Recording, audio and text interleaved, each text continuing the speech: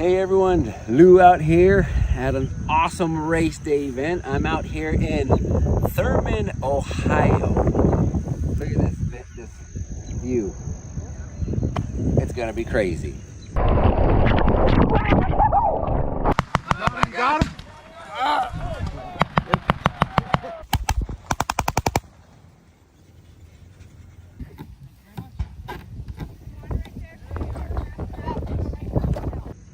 This is Warex.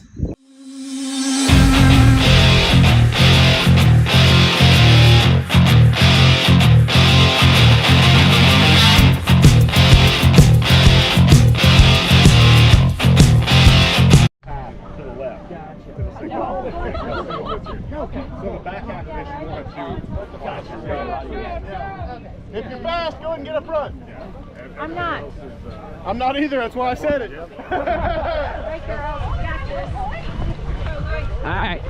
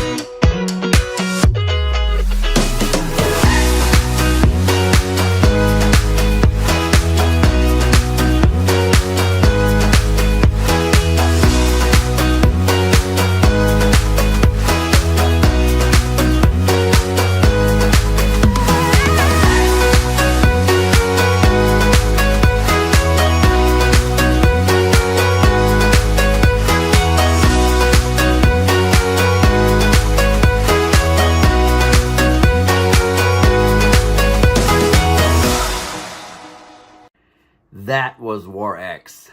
That was an awesome freaking weekend, man. I'm so glad I made the trip up there. As you saw in the video, it was longer than my other videos, but there was just so much going on at this race the whole weekend. And, you know, I'd even capture everything that went on, because the video would have been even longer. So I'm going to just talk more about this thing, and I'm excited to get into it. Don't want to rabble on too much, but let's get into it, man. War X was in Thurman, Ohio, or Centerville, depending on maps. But it's southeast of Columbus, Ohio. So it's about an hour and a half outside of Columbus. We flew into Columbus, rented a car, and then made the drive down there. We actually stayed south of the event because I waited very late to get my hotel, and all the hotels I wanted were sold out. So I actually had to go south of the venue about 20 minutes. But the hotel ended up being pretty cool. We were only 7 minutes away from the West Virginia state line. So, yep, we made the little trek over to West Virginia just so I can stamp that off of my list. But anywho, yeah, man, very easy to find event when you put it in maps. It is pretty cool though, because once you get off the main road, you gotta take this long wind. It was like 1.5 miles of a windy road that takes you all the way to the venue. And what was really cool is that this is a permanent venue, so these guys don't have to tear it down or anything like that. They've got a permanent shop, shed, building that you check in at, and it's always there. It's well marked, so you can't miss it. So that was really cool. The parking was simple. It was free, and I did get to meet one of the owners, and I think his name is Dan, one of the owners of War X, and I got to talking to him for a minute. And he said that next year, over the summer or before next year, they're going to actually make that whole parking area to be able to hold like 1,500 cars.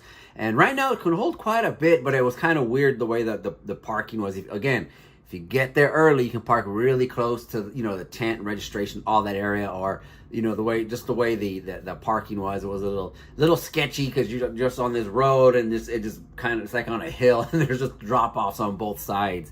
If you had a truck or a Jeep, you were fine, but, you know, in cars, you always wonder if you're gonna slide down the grassy hill. But we didn't have that issue.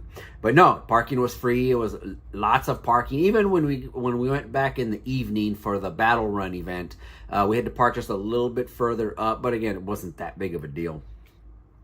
Registration was super easy. You know, they do early check-in the day before, which was really cool because I got to meet up with a bunch of racers, owners like Race Ready Obstacles. Dana was there, so I got to hang out with her for a minute. And but you check in, just give them your name, and they give you your band, your pink band for your competitive wave, and then you get your timing chip. But this one was cool. This was this anklet. Open this up here, see? Pretty cool. It goes around your ankle, and the timing chip is in there, and you just stick it on there, and you're good. You're good for the whole day. It doesn't come off or anything like that, which was pretty cool.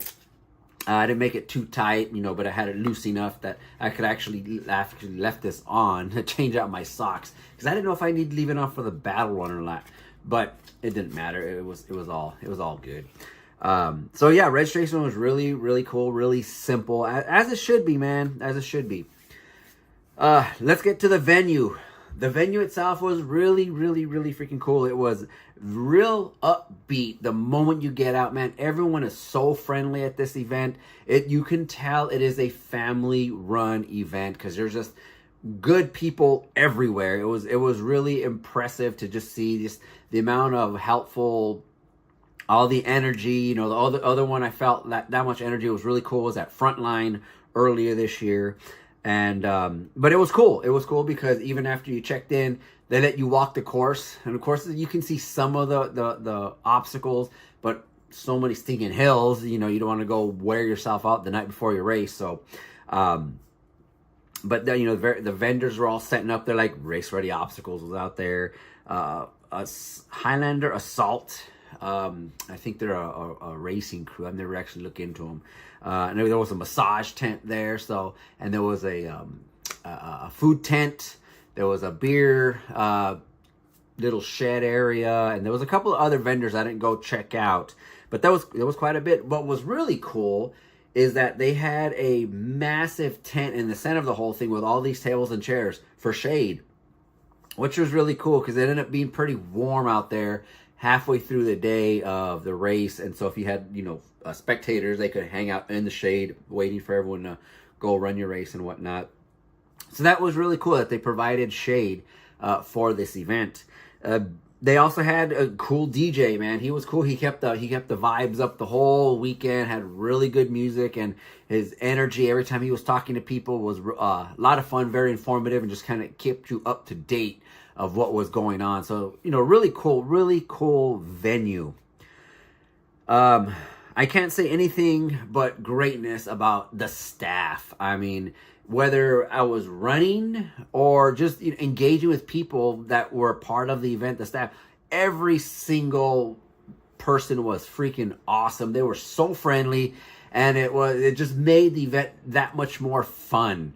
And they had, I don't know how big this family is, man, but there was a ton of obstacles, and it almost seemed like every time I talked to a volunteer, it was like, yeah, this is my family, we own this. So I don't know how big this family is, but they're pretty big, but they're all freaking awesome. So hats off to you guys, man. You guys put on a hell of an event. I was thoroughly impressed, and I had such a great time out there. Now, let's talk about the terrain. If you watched this whole video all the way through, which hopefully you did, the terrain was insane. The terrain was insane. It was hills, it was open fields, woods, cliffs, and a 350-foot slide that you went flying off at about 30 miles an hour, they said. So, and you could feel it too. It was cool, but I think I underestimated this race from the hill factor, because I had just 2 weeks prior, I had just raced the Trifecta weekend in Colorado Springs, Colorado, where it was massive hills. And I thought I was ready. I thought, all right, this shouldn't be that hard.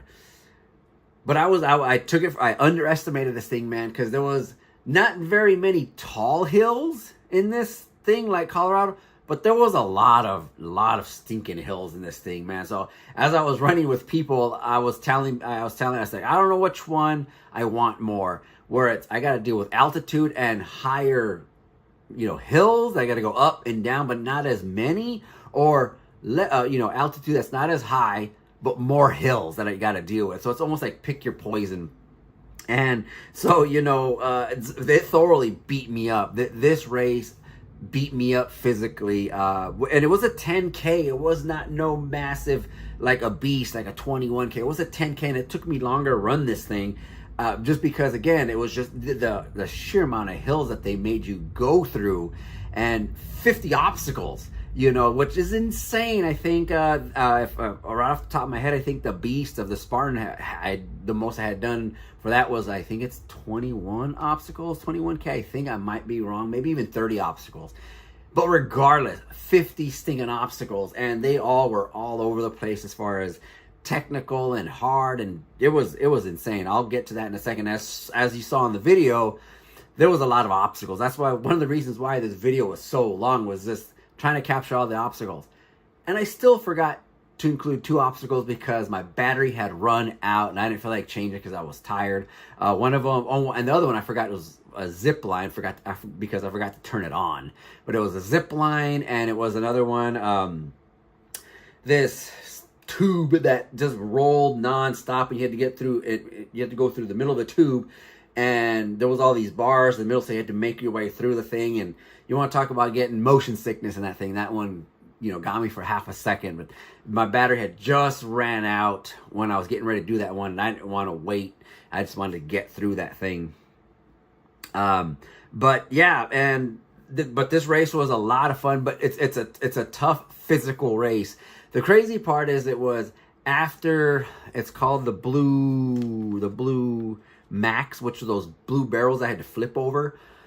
It was after that, and if you saw in the last half of this video, there was a bunch of nets that I had to keep climbing. That was the back area of that race, and I think that was like the last 2.5 miles. I might be mistaken, but man, there was just so many cargo nets and nets to climb up and rappel down, and it was insane the way they just beat you up on that back half of the course. That, you know, I was starting to get pretty tired of climbing up and down nets and everything like that. But I mean, these guys, they know what they're doing, man. They really beat you up. So, you know, hats off to them with that thing. But and of course, one of the main things is the course was actually marked really well, which was weird because if you watch the video, you didn't see the course unless you really paid attention. But they marked it with little orange flags. And if you weren't paying attention, you'd miss them. But the way they mark this thing is they always said, when you run this race, the flags are on your right side, the whole race. So if you end up seeing a flag on your left, you're off course. Or if you don't know where you're at, you're going the wrong way. And it actually did happen where I think there was like four of us actually ended up going the wrong way on the trail run on Sunday that we ran. You know, it was a technical field race. There's no obstacles, just a run through the woods. And our head was down, kept the flags, and I heard people in front of me, so I was following the people. And all of a sudden I heard them go, "Do you guys see any yellow flags? Orange flags? And what are you talking about?" And some dudes people were coming back, and they said, "There's no flags over here." And sure enough, I backed up a little bit, and there was a flag on top of this ledge that I promise you, if those people weren't ahead of me, I'd probably still be over there trying to get out of the woods. Because if you're not paying attention the whole time. But the course was well marked. You know, it was awesome with just those little flags, which was crazy because the day before when I was walking the course a little bit and I kept seeing these flags, it just kept going through my head. It's like, how are we supposed to know which way to go? But, you know, they take care of that at the quick brief before you take off running. It's like, keep the flag on your right-hand side and you're good to go. That's greatness. Let's talk about the races. There was 3 races this weekend. Actually, they had 5, I believe. There was the 10K, which is what I did, which is all 50 obstacles. And they had a 5K race that you could do halfway through, people who didn't want to run the 10K. They even had this gauntlet race that you can do where you had to do like an extra lap or 2. But I don't know how many did that. I don't think very many people did the gauntlet race. There was one guy in my heat when we took off that he was doing the gauntlet. And you had the battle run later that evening on Saturday, and then the trail run. We've already talked about the 10K, so I'm not going to cover that again. But the battle run was actually pretty fun. It was later on that day, so I ran at 9 in the morning. And when I was done, I came back at 6 because my heat was at 6:45, I think it was. And it's basically a little kind of a fun run where you kind of go backwards through the course a little bit. You start off going to this little war zone where you got to take, you either got to help the wounded or get ammo boxes to a certain area. You had some blank fire going on all over the place. And so it was cool, and there was some obstacles that you could do going backwards if you wanted to, and you know, and that if you want to do it again. A lot of people didn't do a whole lot of them because they were so tired. I think the only thing I didn't do was Maximus because I was pretty spent. But pretty much everything else I did. I just didn't take my camera to record it because, you know, it's pretty simple. Just a simple run. It was a 2-mile, like they said, a 3K, which is about 2 miles, I think it was. So, you know, pretty quick little run. And then on Sunday, you went back and you did the trail run, which is basically just a little 5K run through the woods. You know, that's what it was, what they call it, is to break up them sore muscles and that lactic acid from building up. And it was a fun run. It was a little hilly. You know, they took you completely somewhere else and you ran that way, and you came up on the back side of the parking lot and you came through the parking lot. And so that was pretty cool. But, you know, that little fun run was just that. Just, you know, just run alongside some other racers and talk to them as you're running and keep each other motivated because, you know, everyone was pretty tired from that 10K. But it was fun. It was definitely fun. I'm glad I did it. Let's get to the next part, the obstacles.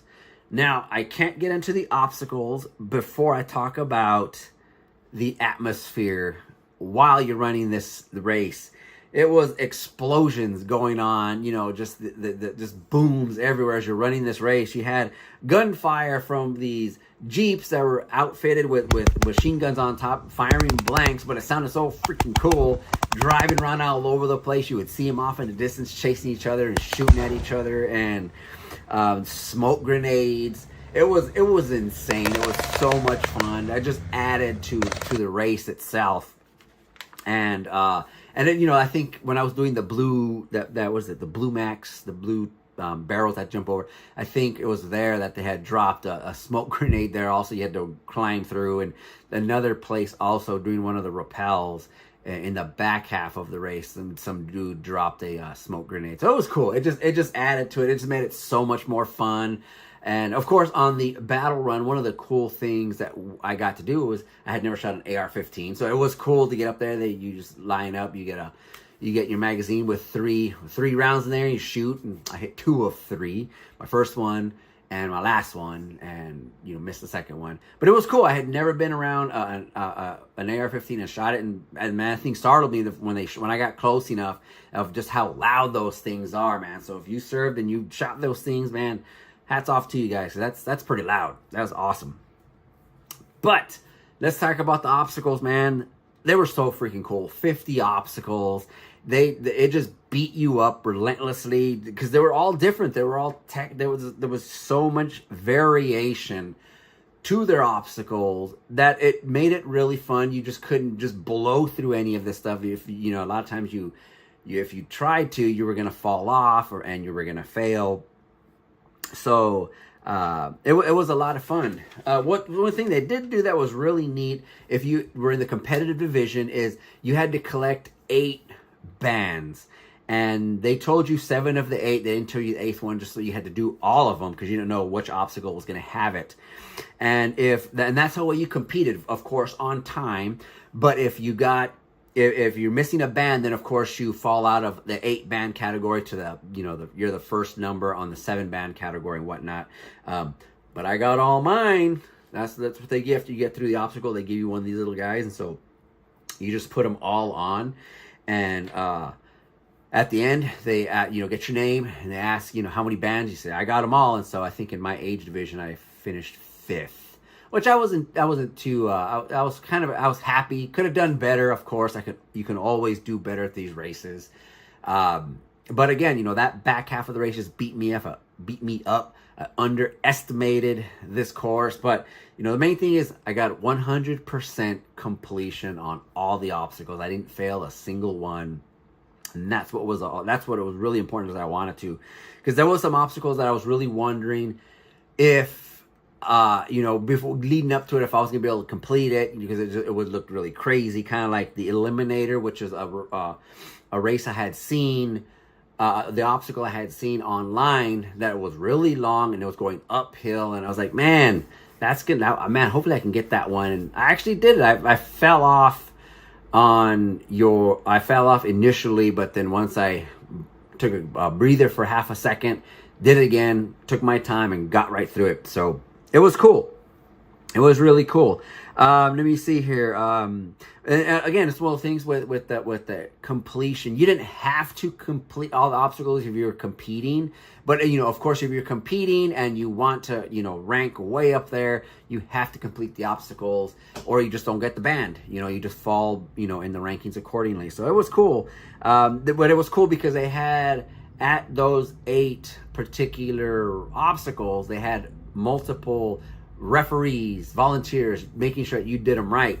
Because if your feet weren't supposed to touch the obstacle or touch the floor or whatever, they thought they'd send you right back, which was cool. Which I'm all about integrity, especially with these races. I don't like seeing anyone skip an obstacle or take a little cheap way out because they don't want to push themselves or whatever. I actually saw one dude who was complaining a little bit because his foot touched the floor. I mean, even if it's for half a second, it still touched the floor, and the volunteer was like, "Hey, you got to go start over." And the guy was pleading his case, and I'm kind of looking at him like, "Dude, just go do it again. Just go start over.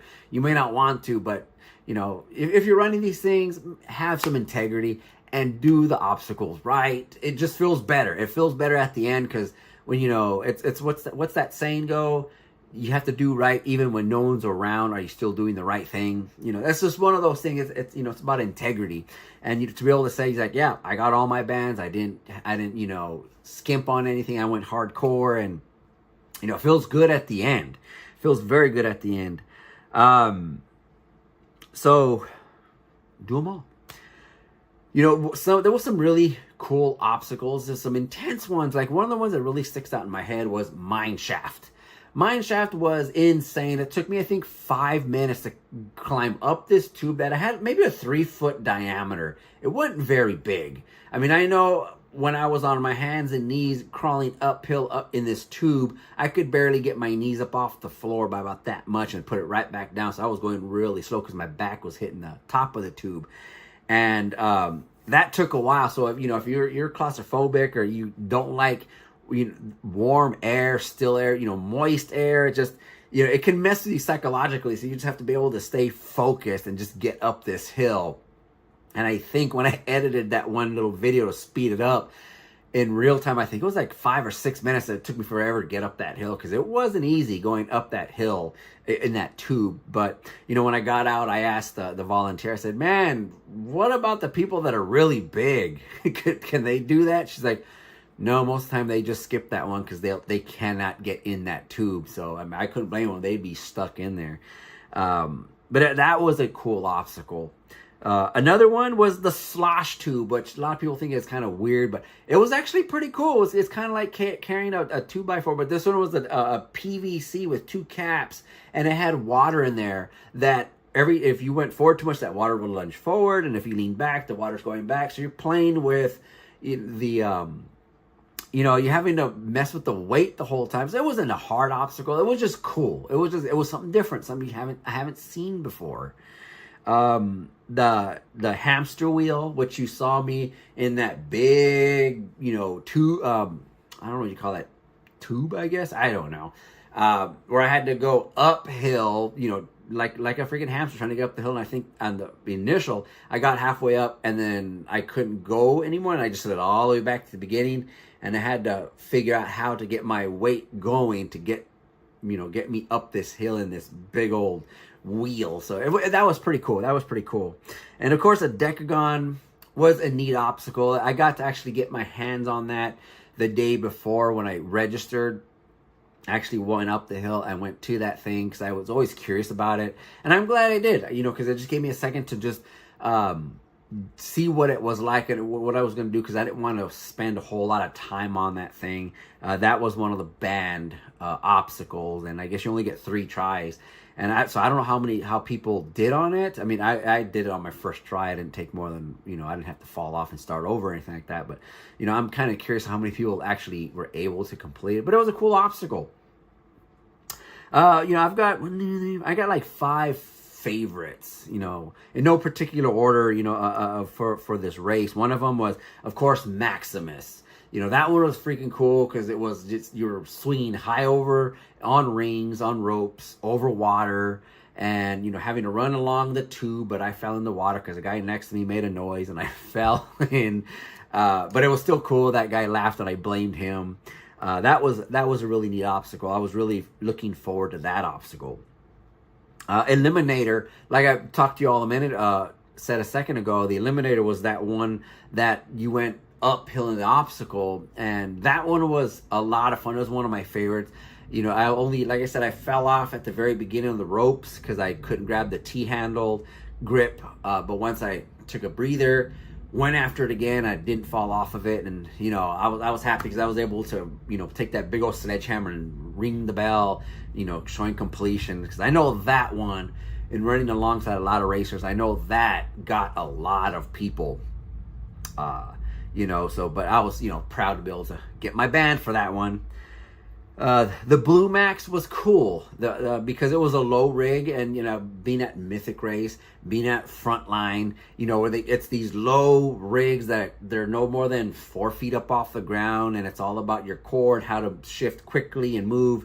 You know, there were some people that were stuck on that for a while or couldn't get past that little low rig part. So it was, you know, I was happy able to get through that thing. Yeah, I had a harder trouble flying over the barrels than I did the rig itself, but just because the way they did the barrels, it was pretty fun. The Devil's Tailpipe was a really fun one because I didn't know what it was going to do. I hadn't even seen it on a video anywhere. So when I got to it, and you just pipes, it was like 6 or 7 pipes just sticking up out of the ground, and you had to just traverse letting your feet touch all the way across. And, you know, just one of the things I kind of just stared at it, and I didn't think too hard about it, and just, you know, just did it really quick. I knew there was some people that were stuck on that for a minute. But it's all about moving forward on some of these obstacles, man. Because if you stop for any, you know, a second, 2 seconds, or whatever, that's when you start to peter out really quickly. That was a really fun obstacle. And of course, it's not really an obstacle, but it was still cool, is the 350-foot slide. Just because that's like iconic of War-X. It's just this big old American flag that they painted on the hill, and you fly down either the left or the right side. If you are planning to run this next year, the faster side is the right side, looking down into the lake. And if you go head first, you go even faster. And so, you know, so yeah, do it that way, because, you know, it's fun. You get to do it twice, once during the 10K and then again at the battle run. You could do it again. And of course, I did it both times because I wanted to. So that was really, really cool. Now let's talk about the swag. All kinds of cool swag for this one, man. Like I said, you know, all the bands, you know, that you got from this race. Very happy to be able to have all of them. You know, very, really cool. They also get these little dog tags. Hopefully you'll be able to see it. Hopefully you'll be able to see this. Here, let me see. You get, let me see. You get the, I'll start with this one. You get this Enduring Warrior, you know, because a lot of their money goes to, you know, veterans, stuff like that. So you get this really cool dog tag right here. And then, of course, for every race you complete, you know, you get, like this is the 10K. Hopefully you can see that. Oh, man, come on. I'm trying to show things here. There you go. So you can see that right there. Little 10K. It's pretty cool. Little picture of a guy on the back. Pretty neat. And then the Battle Challenge. You got another one of those little dog tags. It's just got Battle Challenge on it. You can see that one too. And another, it looks like a SWAT guy or something like that on the back side of here. Pretty neat. And then, of course, the trail race the next day, which is the 5K race. Just a simple little trail, pretty simple. And just first responder right there, little firefighter right there, pretty cool. And of course, when you do all 3 races on the weekend, you get the coveted, the very cool. Whoops, you put it on this side. You can see that thing. Look at that thing. How cool is that? Look at that. That's freaking cool. And I think if you ran faster in the field run, there was a black lanyard that you got, because some of the dudes that finished earlier, they had the black ones, and of course us slower dudes had to get the red one. But it's still cool. You know, very simple. The lanyard it just got War-X on there, and it's a very simple metal, you know, on there. Very cool. Very, very, very. It's all about the metals. And of course, the shirts. No, it's not black. It is this freaking green. Look at that. Very cool. It says, yes, and this is all about it. You have to embrace the sock. Very cool. And it's not black, so I can wear this thing more than others because, you know, I have a lot of black. I have a lot of black shorts. I also picked up a couple other shirts because they were cool. Picked up this beige War-X one. No excuses. Suck it up, Buttercup. Very cool. And this one was really cool. My wife actually surprised me by getting this one because it fits me how I talk trash a lot of times. But it's got the cool War-X deal, and it's got the cool design. But the back is really fun. Me, pretty much. I'm better than you. Very cool shirt. Very lightweight, very awesome material. Very happy I got all those. Let me see. I'm taking my notes because I've been rambling on for 30 minutes, and I'm sure some of you guys are trying to click out already. But that's really it, man. If you are thinking about doing this War-X, you're unsure, do it. You will not regret it, man. They've already put the date out there for next June.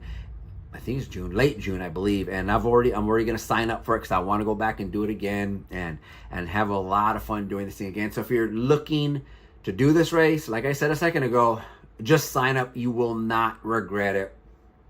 Now it's your part. I've done all this for you guys. It's your part. Do the clicks, man. Do the clicks. Help this channel grow. I've gained a handful more followers from last time. I'm thankful to all you new people here. Welcome to this channel. It's not just OCR. I also do movie reviews, even though I haven't done a movie review in a minute. And escape room stuff. I'm barely getting into that. But until that time, man, thank you guys for watching this thing. So until next time, because I think I got like 2 months before my next obstacle course race. So I'm going to put out some other stuff. But until next time, go watch one of my other dang videos, guys. Take care.